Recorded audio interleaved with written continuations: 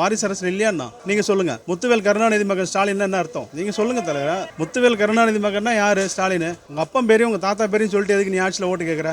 உனக்கு டைரக்டா ஓட்டு கேட்க முடிஞ்சா கேட்டு வாட்டு வெளில வா. நீ எதுக்கு முத்துவேல் கருணாநிதி மகன் பேசுற? இதுல திராவிடன் ஆட்சி, இதுல வேற பேர், இந்த பேருக்கு வேற ஒரு ஸ்டிக்கர், இது எல்லாமே தவறு. அதனால புதுசா ஒரு ஆள் வரட்டும், கண்டிப்பா ஓட்டு போட்டு தேர்ந்தெடுப்போம். நான் பேசுறது நீங்க டெலிவரி பண்ணீங்களோ இல்ல கட் பண்ணீங்களோ தெரியாது. ஆனா பட் இது யாராவது டிஎம்கே காரங்க பார்க்கட்டும், பார்த்துட்டு பேசிட்டுன்றேன். வாரிசு அரசியல் எல்லாத்துலேயும் தான் இருக்குது. யாருக்கும் வாரிசு இல்லை. அன்புமணி ராமதாஸ் அவருக்கும் பையங்கிறாங்க, விஜயகாந்த் பையன் வராங்க. எல்லாருக்கும் வாரிசு அரசியல் இல்லாமல் இல்லை.